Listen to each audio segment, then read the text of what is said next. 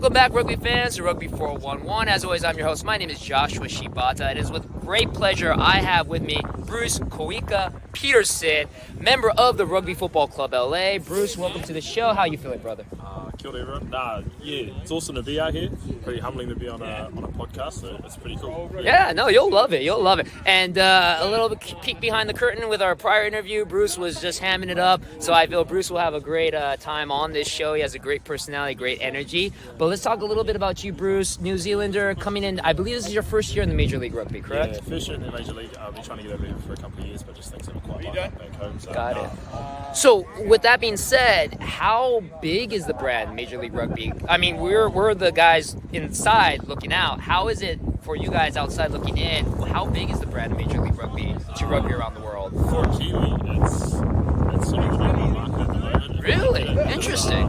If you can't get to Super Rugby, this is the polar opposite. Got This it. is the opposite side of the season, so we can play professional rugby. There you So go. to get over here, it's awesome. It's another professional experience, but it's a major grow. It's a big branding opportunity, and it's starting to really pick up around the world. There you go. So let's talk a little bit about your background. How did you get into rugby? I know, comparatively to your American counterparts here, rugby isn't exactly a thing that every kid picks up. I don't want to, stereotype, but I'm assuming from birth, pretty much rugby ball in the hand. Back home, it was either a soccer ball rolled at you or a rugby ball got thrown at you. Got it. But as a youngster, it's just living and breathing in New Zealand. You just get brought up around it. It's available everywhere you go, just throwing it around with your mates at school. So you get the interest plugged into your brain pretty early, and it's just, it sort of just helps. Now, making that, I think it's challenging for anybody, any walk of life, to go from your home country to another country and just pick things up and just pack it and come over. What was going through your head? Trepidation, any hesitation, or was it, nope, this is where I want to go?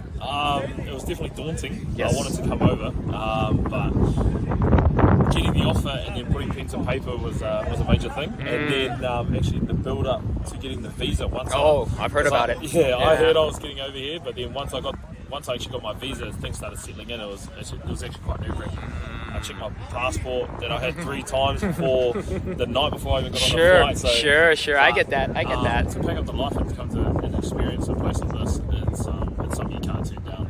And to travel the world playing the sport you love. Sure. It's absolutely amazing. And how has the transition been so far, being in LA? Now, I know LA is, a little bit different than other parts of America, but how has the transition been from being a New Zealander now to being a New Zealander here in LA? How has it been? Well, we're not too far from the coast, so for me, Māori boy, it's a lot more comfort in that.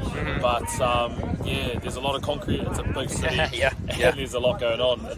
It's definitely a city that doesn't sleep very often. But for a small kid like me from New Zealand, it's awesome. It's cool to see the different walks of life.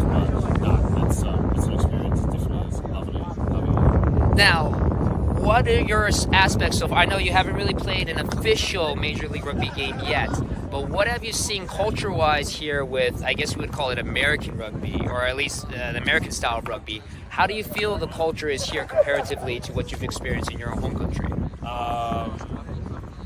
Is there any similarities, differences? There's definitely similarities that comes with any walk of rugby. People that want to work hard. And I think the funniest thing about the game is that you try and dismantle your counterparts for 80 minutes of the game. Right. Fake being injured, and then after the game, you buy them a beer or you Sure. give them a hand. So, Sure.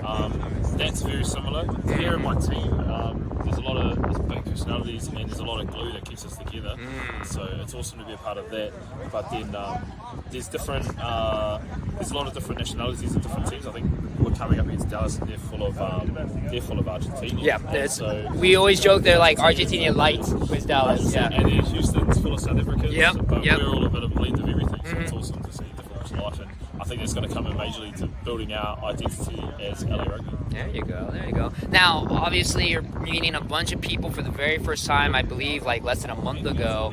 Anybody in your teammates have stuck out so far where as soon as you met them, you're like, yeah, that's the guy I want to be roommates with. And we already have some people volunteering for the answer for that one. Oh, I think it's easy. It's easy in this team. There's some big personalities, but I think the boys have been built up for a while about who I was, and I was pretty loud on the chats and in Zoom calls and stuff. So okay. I think I've got an emoji on my WhatsApp. It's a sloth, so that gravitated real fast to me. So I think my nickname is here being thrown out the window. I'm just the sloth. You're just a sloth. All right. You're just a sloth. For the boys here, meeting a lot of them, it's awesome. But I think the first one, Dizzy was definitely one of the ones that first came up to me. But on my front row, so I just kicked on the big boys. Oh, there you go. There you go. All right, that's great. So last couple of questions. So coming into this team, what is, and I haven't asked any of your other teammates this one yet, what is the goal right now for Rugby Football Club LA? Is it just to come off with a winning season? Is it great performance? What is the goal for your first season here in Major League Rugby? I think definitely for a first year team, it's definitely to leave an impression. Oh, okay, I like that.